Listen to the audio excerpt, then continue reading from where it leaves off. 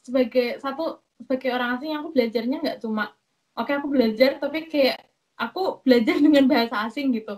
Dan iya sih, aku juga menyadari itu. Bener. Waktu awal aku mikir kayak ya ampun, aku harus belajar gimana? Aku harus belajarnya kayak apa?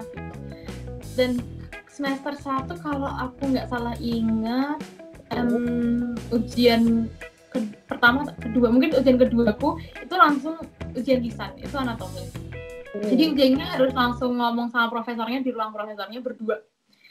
Dan aku mikir kayak ini ya ampun, aku walaupun aku di situ sudah mulai percaya diri sih, sudah kayak oke, Tuhan, aku tahu Tuhan memberkati aku, jadi aku bisa belajar Jerman sekarang, aku bisa ngomong di bahasa Jerman. Tapi gimana Tuhan kalau aku harus belajar sama profesorku, aku takut gitu. Nah, di situ ya ampun, bener-bener itu kayak aku baru masuk, keluar lagi setelah itu udah lulus.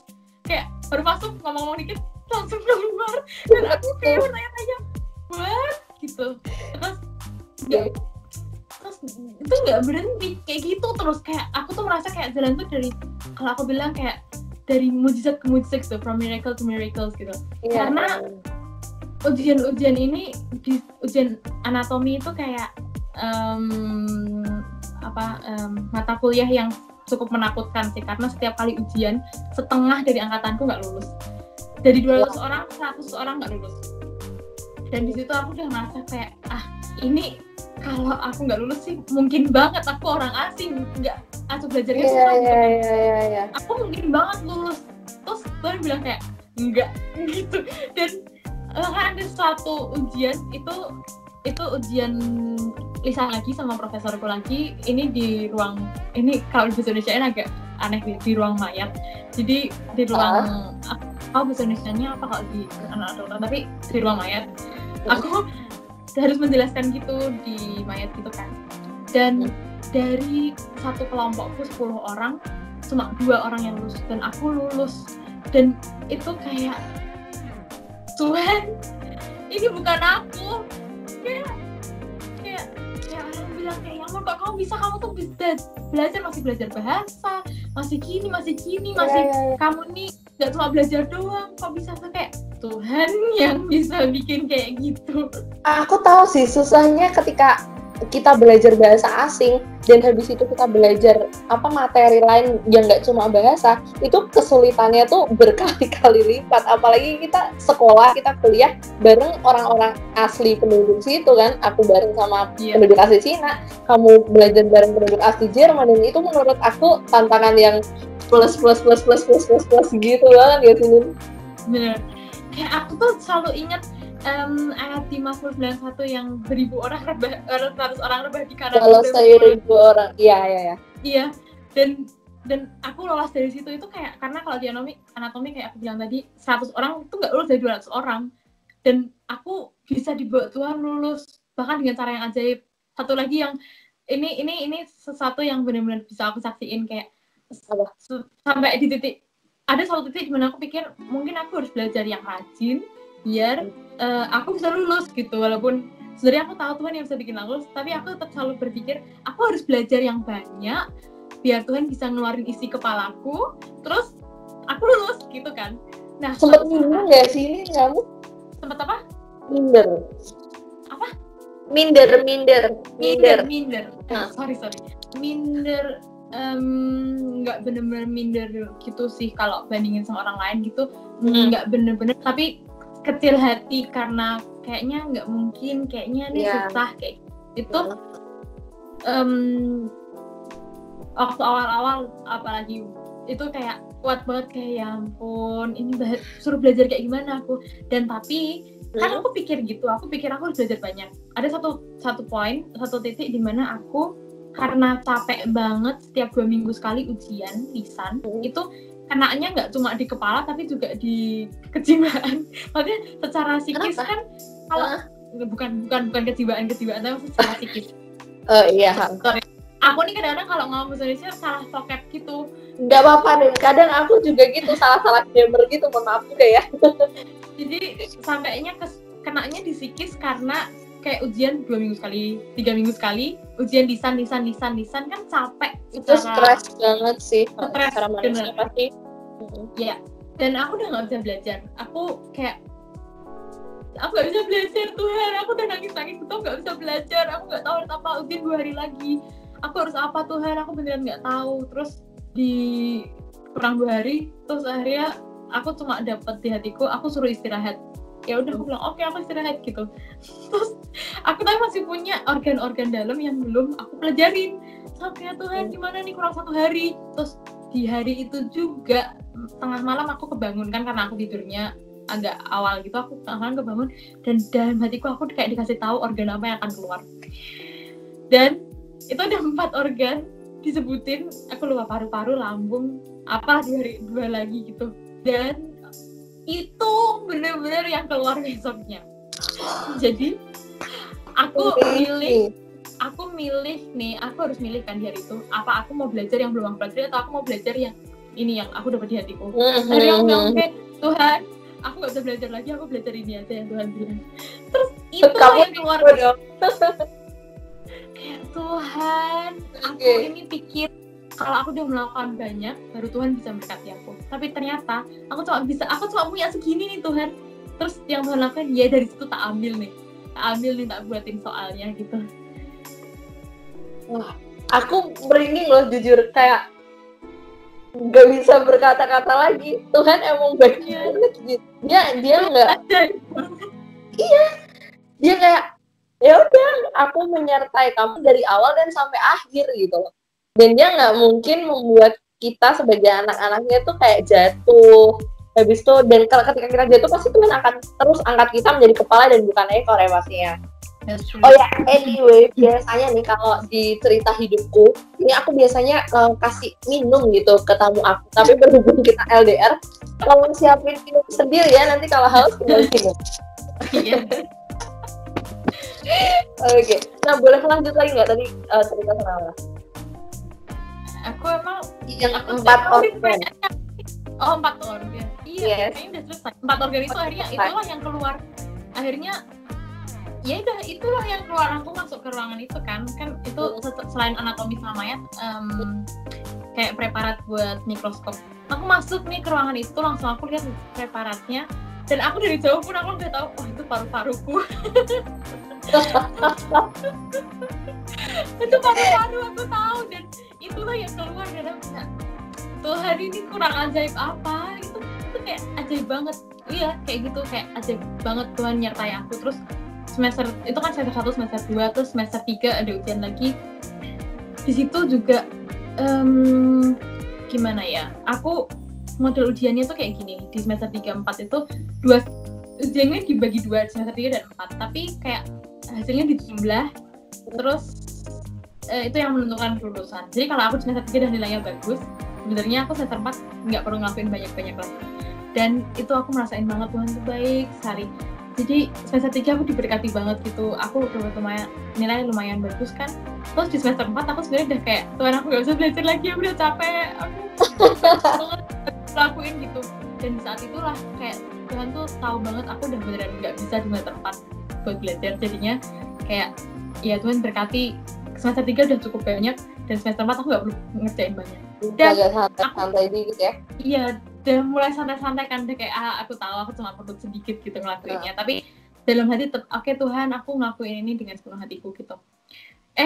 Dan itu sih Tuhan setia banget, beneran Tuhan setia banget. Itu nilainya bahkan lebih dari cukup yang aku butuhkan gitu, jauh-jauh lebih dari cukup. Dan itu kayak wow. Tuhan kalau sampai kamu ya. Iya benar. Tuhan berkati kita nggak setengah-setengah. Tuhan nggak pernah berkati cuma setengah-setengah. Kalau Tuhan nih ibaratnya kasih air di gelas kita, dia nggak akan cuma kasih setengah, Tuhan kasih sampai luber-luber. Oh iya, bener banget. Itu dia, makanya juga kita nggak boleh pelit ilmu ya. Kalau kita dikasih ilmu banyak, kita juga harus bisa berbagi ilmu kita sama orang-orang di sekitar kita juga pastinya ya kan. Bener banget. Nah, waktu kamu awal-awal datang ke Jerman gitu, respon orang tua kamu apa sih nih? Pastinya kan karena kamu anak pertama dan kamu perempuan juga, terus kita sama-sama nih ngerantau ke negara yang jauh gitu. Nah, respon orang tua sendiri gimana waktu itu? Tadinya aku pikir papaku agak nggak mau ngelepasin aku. Tadinya aku pikir gitu. Tapi satu saat aku mau SNMPTN karena aku pengen aja. Itu kan kesempatan satu kali seumur hidup dan aku pikir ya mungkin aku bisa udah kuliah di Indo aja, nggak perlu ke Jerman gitu. Mau pengen melarikan diri nih kayak Nuh. Pengen melarikan diri. Terus aku teman-teman udah mulai ngumpulin formulir SNMPTN. Aku nangis di sekolah juga. Terus aku pulang, aku udah ngerengek-rengek gitu kan, bilang sama mamaku, gimana kalau aku SNMPTN aja gitu. Kalau kamu di Indo, kamu di mana? Kalau di Indo, pengen ke Malang. Oh. Karena aku suka kota yang dingin-dingin gitu. Terus tapi di situ malah mamaku ternyata yang paling kuat untuk bilang, kalau kamu memang pengen ke Jerman, percaya aja ke Jerman, nggak usah daftar di Indo gitu. Ya, dan yang lucu lagi nih, mungkin aku bisa cerita di hari itu. Sebenarnya aku udah ngomong juga sama Tuhan, gimana kalau aku ini nih daftar SNMPTN, aku mau ke Malang aja gitu. Tapi Tuhan bilang, aku udah nangis nggak imut gitu ngomongnya. Bener, aku udah nangis kayak, Tuhan aku mau daftar gitu. Terus tapi Tuhan bilang, nggak, kamu mau nggak tuker itu, dan kamu tuker itu, terus nanti ada seseorang yang akan percaya sama aku gitu. Intinya kayak gitu. Tuhan nggak ngomong kayak gitu langsung, tapi kayak aku dapat impresi bahwa Tuhan ngomong tukerin itu sama bawa jiwa ke Tuhan gitu. Terus terus suatu saat aku kan di Hannover, sempat tinggal di Hannover, ketemu sama temanku orang India. Tadinya dia besar sebagai orang Hindu gitu. Dan ya lewat suatu proses yang dia tuh tiba-tiba juga bisa tahu bahwa Tuhan yang membantuku, dan karena Tuhan membantuku itu juga membantu dia juga untuk cari rumah gitu. Dan akhirnya dia bilang, kalau aku pikir ini kayaknya bukan kebetulan gitu, bukan kebetulan iya, bukan kebetulan, ini bukan kebetulan gitu. Terus aku bilang, iya, ini bukan kebetulan, dari Tuhan. Aku bilang, karena aku tahu Tuhan yang bantu aku gitu. Dan di situ akhirnya dia percaya sama Yesus. Terus di titik itu aku udah lupa kalau aku pernah punya perjanjian sama Tuhan. Terus Tuhan ingetin, iya kan kamu pernah bilang kan, kamu tukerin SNMPTN-mu untuk ngalami hal ini, untuk ngalami momen ini. Nih momennya gitu. Luar biasa banget sih. Hatiku melting kayak Tuhan nggak pernah lupa. Tuhan tuh nggak pernah lupa sama apa yang udah pernah dia katain gitu. Iya. Ini teman-teman, salah satu contoh anak muda yang hidupnya benar dekat sama Tuhan. Dan makanya ketika kita hidup benar sama Tuhan, kita dekat sama Tuhan, kita hidup mengandalkan Tuhan, kita lihat proses yang udah Tuhan kasih ke teman kita Nina ini, luar biasa banget buat hidupnya pastinya ya. Sampai dia akhirnya bisa bawa jiwa untuk kenal sama Tuhan. Itu luar biasa banget sih, amazing. Aku ya.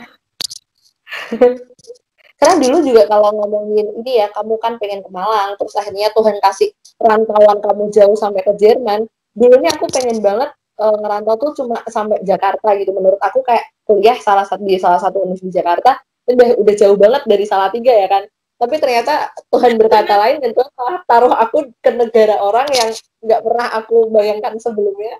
Tapi memang ya itulah, itu yang Tuhan mau buat kita ya kan.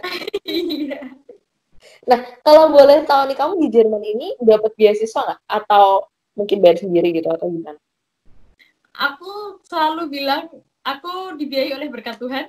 Pertama, aku dibiayai orang tua sih. Tapi setiap kali orang tua aku selalu bilang, ini datangnya dari berkat Tuhan gitu. Tuhan kasih berkat lagi hari ini, bisa dapat berkat nih buat dikirim ke Nina nih gitu. Dan aku jadi percaya, oh ini berkat Tuhan banget. Tapi nggak cuma itu juga. Tuhan tuh menunjukkan aku kan pembiayaan hidup, kita pikir uang aja kan, tapi kan enggak, kan ada sesuatu yang harus dikeluarkan nih. Maksudnya uang kan misalnya untuk bayar rumah, untuk bayar apa. Aku ada satu momen, aku nggak punya rumah, aku harus cari rumah, terus temanku kasih aku rumah. Padahal baru ketemu 2 kali, dan dia kasih aku sebuah apartemen gratis. Oke. Dia kasih aku apartemen gratis. Dan itu makanya aku bisa bilang aku dibiayai oleh berkat Tuhan kayak gitu. Habis itu kayak aku pindahan, dia juga yang nganterin aku ke sini, aku nggak perlu keluar uang, ya cuma keluar uang makan dan lain sebagainya. Itu oke, Tuhan berkati aku berkat dari orang tuaku uangnya, tapi kalau nggak aku pakai tetap Tuhan berkatin aku lewat orang lain, orang kasih rumah, orang kasih bantuan pindahan, pindahan pakai mobil aku nggak punya, nggak bisa nyetir, kalau nggak harus naik nyewa atau naik kereta. Tapi enggak, Tuhan kasih orang yang bisa bantuin aku. Terus buat pindahan ke sini aku kan harus cari mebel karena aku nggak punya mebel dan aku nggak ada di asrama.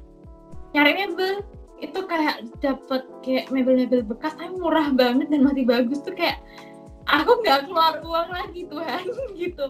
Terus habis itu gitu terus habis itu sekolah, kalau sekolah emang di Jerman nggak bayar kan, cuma kayak bayar kayak iuran kecil banget gitu, bisa dihitung nggak bayar, apalagi kalau dibandingin sama kedokteran Indo.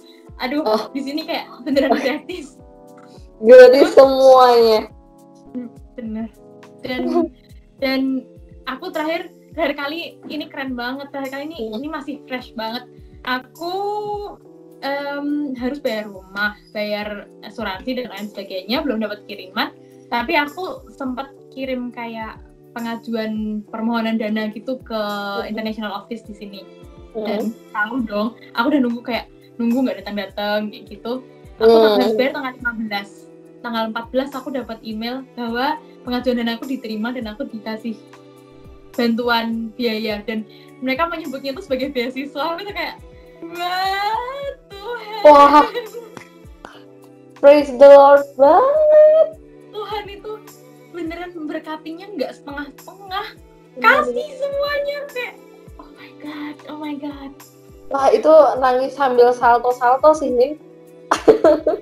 Bener banget. Nah, dari tadi aku baca itu Hamin 1 hari untuk kamu bayar loh. Iya. Jadi itu kalau misal aku udah bayar rumah dan lain sebagainya, masih ada duit sih di account 30 euro doang. Dan itu kayak mikir 30 euro berapa sih? 30 euro kira-kira. Kalau dirupiahin nggak banyak sih, tapi kalau kan makan di sini dan lain sebagainya, satu kali makan di sini kalau makan murah ya 3 euro gitu. Katain aja gitu. Tapi kalau di Indonesiain nggak bisa dong, karena kan aku makannya pakai euro di sini. Iya sih, kayak gitu. Jadi kayak aku pikir kayak ini kalau aku udah bayar semua, aku tinggal punya uang 30 euro buat hidup, kayak gimana nih tuh. Terus tiba-tiba email datang, pengajuan diterima. Wow. Karena aku belum bisa ngajuin beasiswa karena belum punya cukup semester. Nah ini baru bisa ngajuin lamar beasiswa baru semester depan, dan aku berdoa banget sih dan percaya kalau emang itu yang jalan yang mau dibuka Tuhan, pasti Tuhan buka. Selama ini Tuhan selalu buka jalan. Iya. Dengan luar. Dan aku bangga banget sama pekerjaan Tuhan yang udah Tuhan kasih ke kamu, luar biasa banget. Dan aku berharap sih kamu terus bisa jadi saluran berkat juga buat banyak orang, entah di Jerman, entah bagi orang-orang Indo juga pastinya. Amin. Nah, tadi kamu kan cerita tuh, kamu bilang dari tadi rumah. Nah, kamu di situ emang nggak asrama gitu? Atau gimana sistemnya kalau tinggal di situ? Ini sebenarnya sharing apartment gitu. Aku tinggal bertiga sama 2 orang yang lain. Terus kita kayak bayarnya jadinya kayak kita nyewa apartemen terus kita bayar bertiga gitu lah. Gitu. Oh, jadi nggak ada mes atau apa gitu? Enggak, dulu aku sempet sih tinggal di kayak asrama mahasiswa, tapi sekarang di sini enggak. Ya aku tinggalnya jadi kayak di apartemen sendiri. Dan ini juga berkat Tuhan banget. Aku itu nyari rumah. Ini kan kayak di ujungnya Jerman. Dulu sebelum aku pindahan ke sini, aku tinggal di tengah Jerman. Perjalanan di kota apa nih? Dulu di Hannover, sekarang di Greifswald. Dan aku mau cari rumah ke sini. Cari rumahnya aku waktu itu online, cuma ada satu doang yang mau ngajak aku ngomong gitu kan. Kalau tinggal sharing apartemen harus ngomong-ngomong nih sama orang yang dari ada satu orang yang ngajak aku ngomong. Terus aku udah bingung nih, kayak Tuhan cuma ada satu orang dan Dan ini pun aku dapetnya kayak H-1 kalau nggak H-2 sebelum aku kesini gitu. Bukan untuk pindahan buat kesini aja. H-2 gitu aku nggak dapet rumah, nggak ada orang yang bisa aku datangin. Tiba-tiba ada satu orang ini. Terus ngomong sama mereka dan aku tuh merasa kayak wah kalau mereka udah bilang ada beberapa orang lain lagi yang mau kesini untuk lihat rumahnya. Nah aku pikir kalau ada orang asli sini pasti mereka lebih nyaman kan sama orang asli daripada orang asing. Aku kayak wah gimana ya ini, aku udah bingung kayak habis ini kayaknya aku mau coba ke cari asrama, aku udah pikir gitu. Tapi tahu nggak sih aku baru 5 menit keluar dari rumah ini, baru jalan pikir mau makan siang nih, mau lihat-lihat uninya nih gitu. 5 menit jalan kaki mereka udah chat kayak oke, kamu boleh nanti nyewa rumah di sini. Dan ini rumahnya ini tuh kamar berkat Tuhan banget. Kamarnya tuh lumayan luas dan aku punya balkon, aku seneng banget. Dan boleh lihat ya Nin? Aduh kamarku lagi berantakan banget. Berantakan ya? Kamarku lagi berantakan banget, aku lagi masih belajar. It's okay. Gak apa-apa. Lumayan gede. Ini kalau lihat backgroundnya boleh lah, lihat background dikit. Lihat background dikit. Iya, oke. Lumayan besar dan ada balkonnya, dan dari balkonku aku tuh bisa lihat view. Aku senang banget lah kalau di balkon, aku merasa kayak aku punya tempat ngedate sama Tuhan. Tempat ngedate. Terus mau bilang apa aku? Oh iya, dan ini tuh nggak mahal dibandingin sama rumah-rumah yang lain gitu. Itu kayak ya ampun Tuhan, kalau berkatin aku. Aku sampai bingung. Di bidang akademik diberkati, di hal-hal dalam maksudnya untuk cari rumah dan kehidupan kamu diberkati. Aduh, kurang apa lagi ya Nin ya? Iya, dan itu sesempurna ya, itu Tuhan ini ya menyertai ya. Dan itulah yang bisa bikin aku juga kuat, bisa percaya. Aku tahu aku bisa selesaiin kuliahku dengan baik juga. Aku tahu Tuhan yang bawa aku masuk ke kuliah ini bisa bawa aku keluar juga. Kan banyak tuh orang bisa masuk gak bisa keluar. Dan aku percaya Tuhan bisa bawa aku masuk, Tuhan bisa bawa aku keluar. Bawa aku keluar, iya. Itu juga jadi moto hidup aku sih. Kalau Tuhan bawa aku masuk ke sana, Tuhan pasti akan bawa aku keluar dengan sebuah gelar. Amin. Amin. Ya karena kuliah di luar negeri emang nggak semudah yang kita bayangkan ya Nin ya. Banyak iya, orang-orang lihatnya kan cuma lihat happy di Instagram, jalan-jalan, kali jalan-jalan doang. Padahal di balik semua itu banyak keringat yang bercucuran. Mana sejak kuliah nggak pernah jalan-jalan lagi ya. Nah itu dia nih, jerawat di mana-mana gara-gara begadang ya kan. Iya, kantung mata ini sampai aduh, jangan ditanya lagi itu. Nah tapi selama ini kan karena masih pandemi kayak gini ya, apakah perkuliahan udah mulai jalan secara offline atau mungkin masih secara online juga di sana? Ini aku sekarang udah selesai semesternya, tapi kemarin semester 4 kuliahnya online, tapi ada praktikum yang kita offline. Karena kan nggak bisa kan kita dari rumah ke lab, dari rumah kita nyoba kan nggak bisa, tetap harus berangkat gitu. Akhirnya kita berangkat tapi dalam kelompok kecil. Ya, dan aku bersyukur banget sih buat itu, karena untuk anak kedokteran gigi sama farmasi itu kayak bener-bener dikasih possibility buat masuk ke kelas gitu, buat tetap bisa beraktivitas. Oke, nice. Dan kalau kamu tadi bilang kamu bisa kuat sampai sekarang itu karena Tuhan udah menyertai kamu dengan luar biasa, ya kan? Nah, ada nggak sih satu ayat atau mungkin ada 2-3 ayat yang jadi pegangan buat hidup kamu nih selama ini? Ya, sama Roma 8:28 terkenal banget. Kita tahu sekarang bahwa Allah terus bekerja untuk mendatangkan kebaikan bagi mereka yang mengasihi Dia, bagi mereka yang terpanggil sesuai dengan rencananya. Terus banyak banget nih.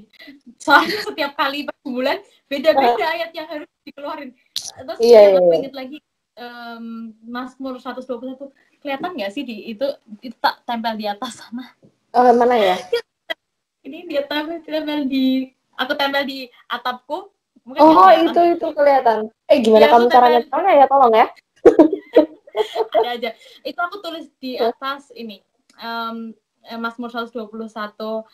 Aku melayangkan mataku ke gunung-gunung, dari manakah datangnya pertolonganku datang dari Tuhan yang menciptakan langit dan bumi.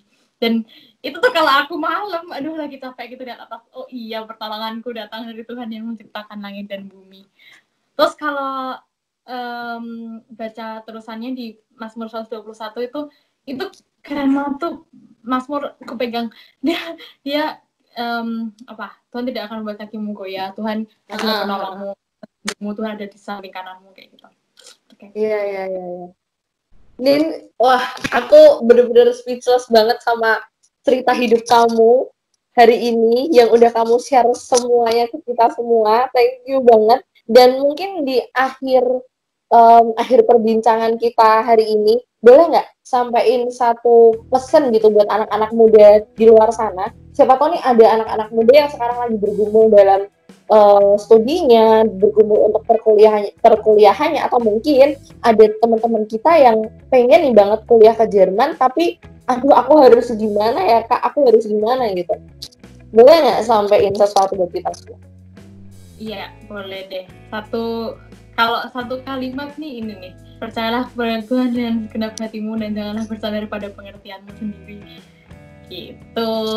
Kalau lagi cari kuliah, mungkin tanya-tanya sebenarnya kuliahnya harusnya apa, bakatku di mana dan lain sebagainya. Satu, of course kita mulai reflect ke diri sendiri, bakatku udah di mana sih, passionku apa sih gitu.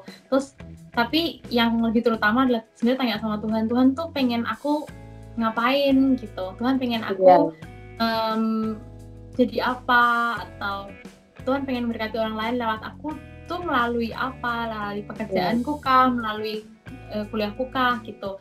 Terus kalau buat kalian yang udah tahu nih sebenarnya mau ngapain tapi kayak rasanya susah banget, kayak nggak mungkin banget, percaya aja kalau datang sama Tuhan dan Tuhan bilang ACC nih, atau ACC, atau nggak, kalaupun nggak gitu, dan tapi bisa percaya kayak surprise, everything is possible gitu. Iya. Jadi pokoknya semua percayalah sama Tuhan dan tanya sama Tuhan ya, apa sebenarnya panggilan Tuhan buat kita semua ya. Karena kalau sebenarnya nih, kalau kamu lihat di episode sebelumnya di program Cerita Hidupku juga ada 2 anak Tuhan yang luar biasa. Mereka terpanggil untuk menjadi seorang hamba Tuhan, karena itulah yang Tuhan kasih ke mereka gitu. Nah makanya aku selalu bilang, karena panggilan Tuhan buat hidup kita tuh beda-beda. Ada yang memang mereka dipanggil untuk menjadi hamba Tuhan, ada yang mereka terpanggil untuk menjadi seorang tentara, ada yang terpanggil untuk menjadi seorang dokter. Oleh karena itu terus dekat sama Tuhan, intim sama Tuhan, dan tanya sama Tuhan apa yang jadi passion kita dan apa yang Tuhan mau buat kehidupan kita. Right, bener banget. Oke. Nin, sekali lagi terima kasih buat semua sharingnya. Tuhan Yesus memberkati.